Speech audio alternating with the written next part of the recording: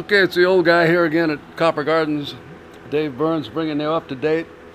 Primarily the client in this case, but the millions of you that view my work, the 3 or 4, whichever that is. This is the gate we've been working on. We just put up a video yesterday, and we got to a point where I thought it might be instructive to anyone interested in doing. And I don't encourage anybody to do this. I love the look of this thing. I think it's going to be right on the edge of spectacular. Mind you, this is filthy dirty now. This is just copper in its raw form, completely discolored by heat and chemistry and all the things that happen in process. But the point that we're at right now, I think, is a little bit interesting in that I'm just now putting this piece on, and I thought I'd talk about the complexity of the build. Up to date, it's been interesting to wrap and virtually upholster. I think I used that term yesterday, and the more I thought about it, the more I realized that's exactly the term that I should be using. I'm going to take this nearly flat piece, and I'm going to upholster around these tubes, miss the hinges, top and bottom, dress to this lower piece, which is just hanging in the breeze here. It's fastened on. I'm not saying that it's loose, but it's done being fastened. And now you can see where I've spot brazed all along here, everywhere, throughout the gate.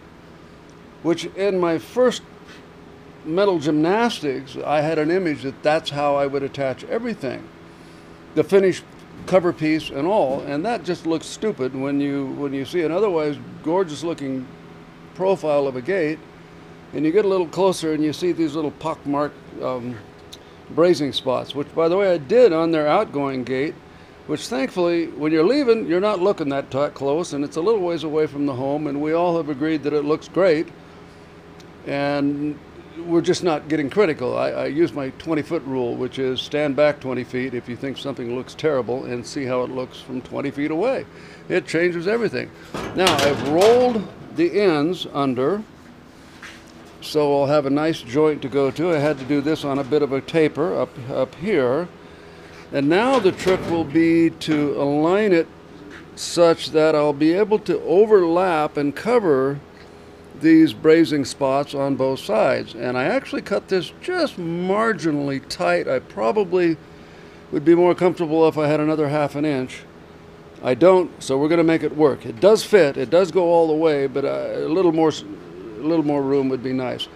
Imagine too that I'm going to have to come around and wrap and roll and tuck, literally tuck and roll.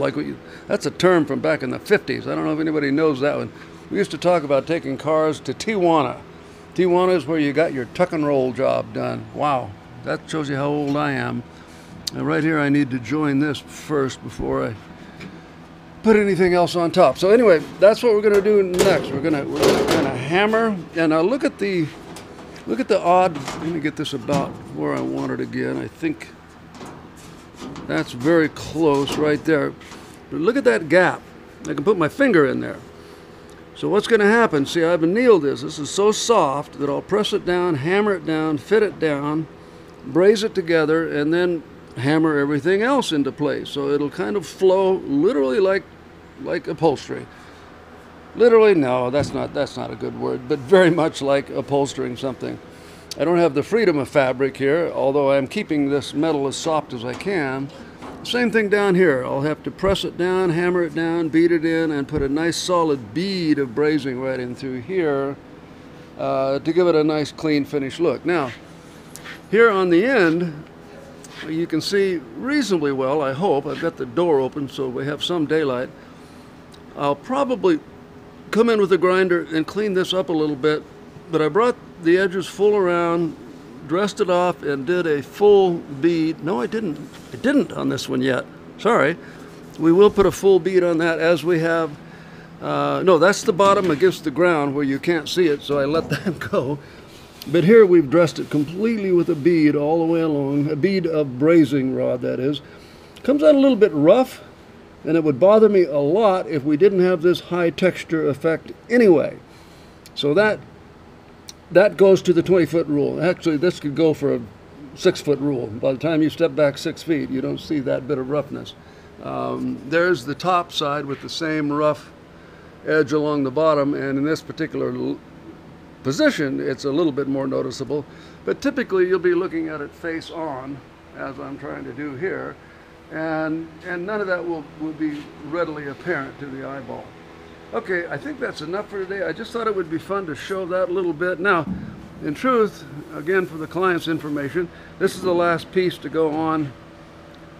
This is the left entry gate, and this is the last piece to go on, and it'll be on today. I think it's 4 o'clock, 20 minutes to 4 right now, and I believe we're going to get that on today, so we're halfway there. You want to hear the bad news? Oh God, yeah, there's some really bad bit of news here. I got to cut into this piece on the other side and put the opener bracket on. I absolutely forgot to put it on before I upholstered it. So we're gonna have to do some cutting, fitting, and dressing off to make it look pretty again. And I'm pretty distraught about that, but it's just one of those things. We've got to figure out how to make it work and make it look pretty. Okay, that's about it. I just thought it was a fun time to take a shot. I hope it was worth it.